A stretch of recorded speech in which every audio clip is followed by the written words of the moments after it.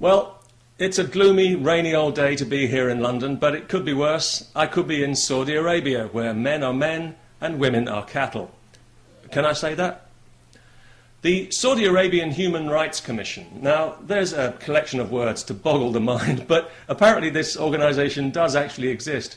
And they intend to complain later this month at an event in Copenhagen that Muslims living in Europe are denied human rights and are not allowed to freely practice their faith. How about that? Being lectured in human rights by Saudi Arabia. And what next? Animal welfare from the Koreans? I mean, does it get any more surreal, you ask? Well, yes, apparently it does, because they also want us to stop linking Islam with terrorism, which is pretty rich coming from the guardians of Islam and the guardians of terrorism. Now, in a sane society, the guy who actually stands up to make this speech would be bum-rushed out the door the moment he opened his mouth, or even better, run out of town on a rail and dumped in the river. But this is Europe, and so instead we'll probably listen to what he's got to say and take it all on board and then change our way of doing things as usual. Just this week in the UK, we've been told that a leading supermarket chain is now allowing Muslim checkout staff not to handle alcohol if they don't want to. So you can bet your life they'll now be lining up around the block to not want to. We've had a pharmacist refusing to sell birth control because of religion. We've had a Muslim dentist who refused to treat a woman because she wasn't wearing a headscarf. And now we've been told that some Muslim doctors are refusing to treat certain people because of their precious faith. Well, here in the UK, we have a technical term for this kind of behaviour. We call it taking the piss. And we don't like people taking the piss. It gets up our nose and it gives us the right hump. It's a cultural thing. If Muslims are really as downtrodden as the Saudis would like us to believe, why are there currently plans for a Saudi-funded gigantic mosque to be built right here in London? The largest mosque in Europe, no less. Eat your heart out, Denmark. We know you'd love to have it, but we're getting it instead. And it's going to be built right next to the site for the 2012 Olympic Games, if they can get the planning permission.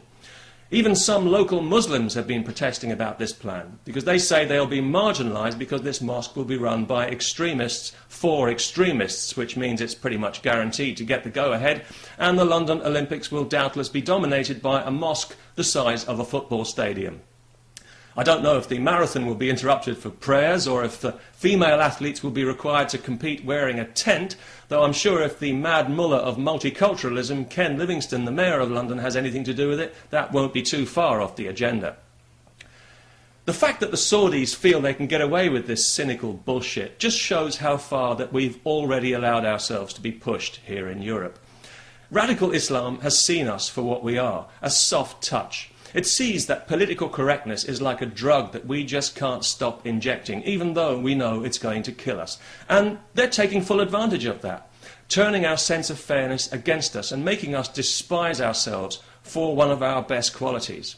And any concession made will be seen as a sign of weakness to be exploited further, because there is no dialogue with radical Islam. It doesn't want to be agreed with, it wants to be obeyed. It thinks it has the God-given right, happily enough, to make the rules not just for Muslims, but for everyone. And some of us, frankly, think that that's a little bit too much to ask. And if you think that that's unreasonable, well, all I can say is, my freedom is more important than your faith. Much, much more important. And besides, I just have this natural aversion to being bullied and pushed around by bigoted, misogynistic ignoramuses. And I say that with all due respect. And before somebody accuses me again of insulting Islam, please grow up. I don't need to insult Islam when there are already so many Muslims willing to do it for me every time they strap on a suicide belt or stone somebody to death for the crime of having a private life. These are the people who insult Islam, not people like me. Of course, I realise Islamo-fascists take pretty much every criticism as an insult by default, but to be fair to them, it would be difficult to think of a compliment, wouldn't it? What do you say? Nice jihad? Like the dogma? Way to go with the bigotry and the hate? There's not much scope, really, is there? But these are the people who are actually insulting Islam, and these are the true enemies of Muslims.